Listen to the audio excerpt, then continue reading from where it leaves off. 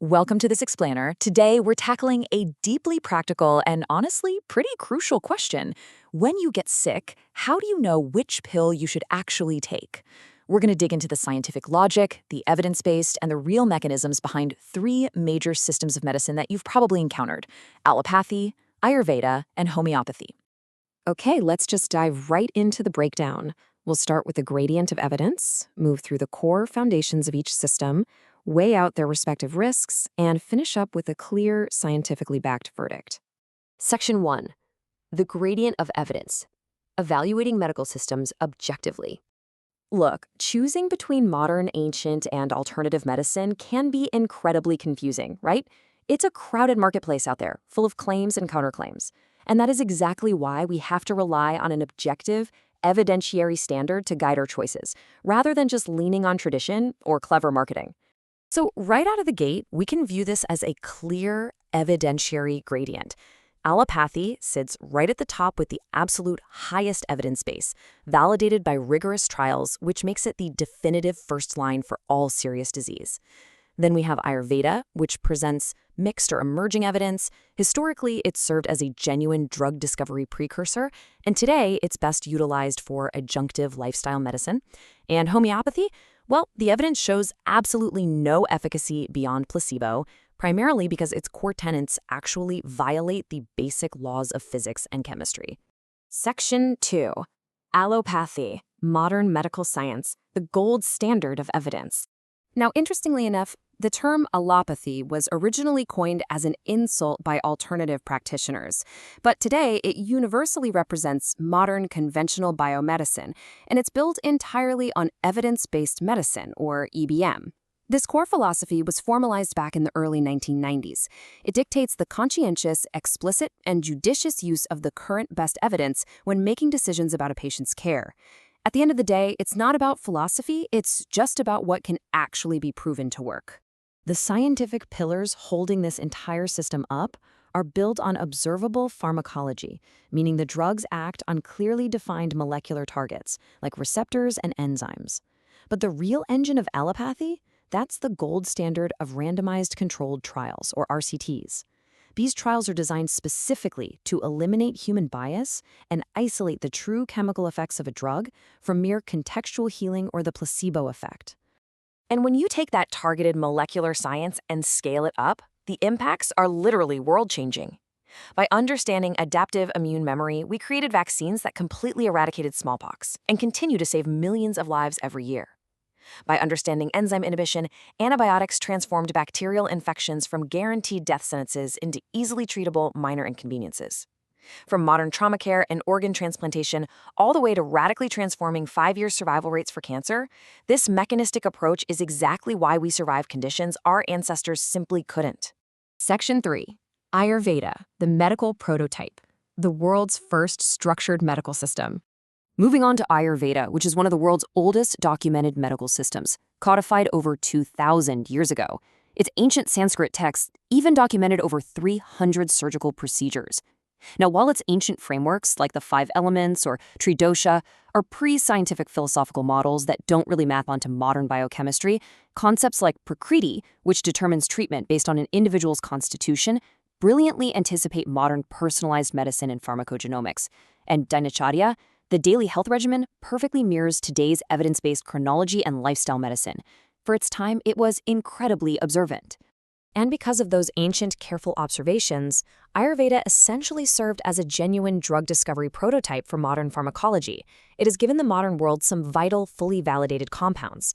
Take reserpine for hypertension, which comes from the sarpaganda plant, or artemisinin, which actually won the Nobel Prize in 2015 for treating malaria after following a similar traditional medicine pathway.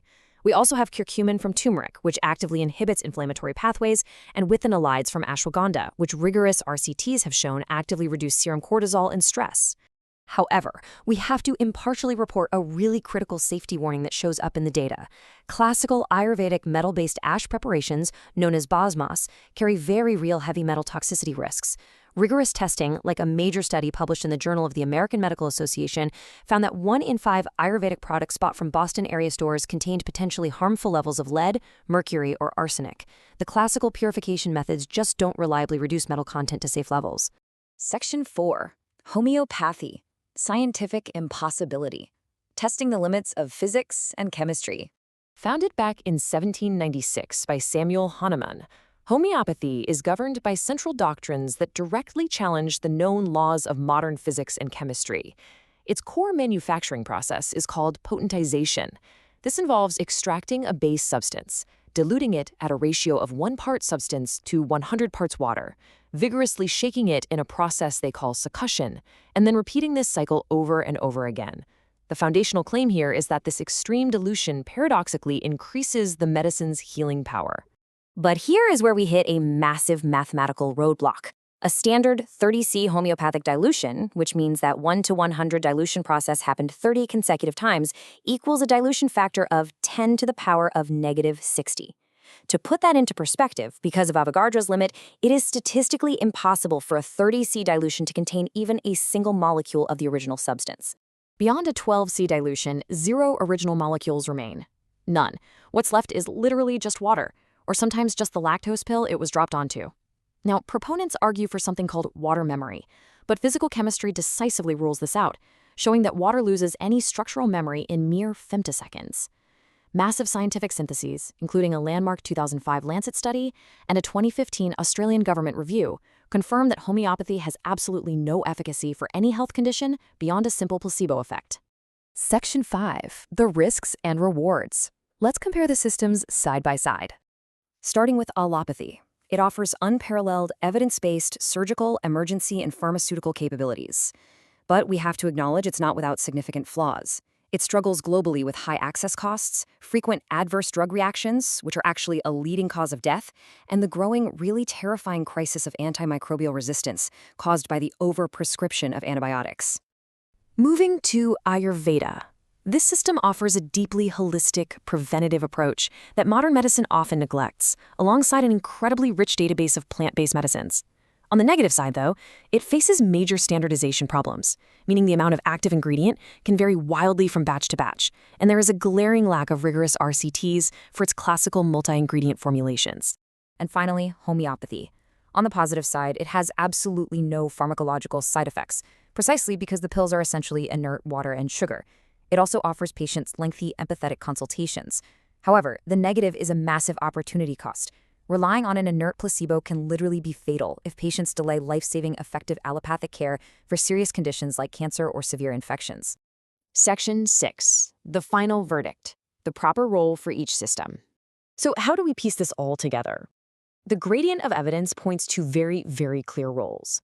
Allopathy is the undisputed first-line treatment for all serious, acute, infectious, and chronic diseases. It is not perfect, but it is the only system consistently validated to actually save lives in critical situations. Ayurveda serves brilliantly as an adjunctive, preventative, lifestyle medicine, things like diet, stress reduction, and specific validated plant extracts.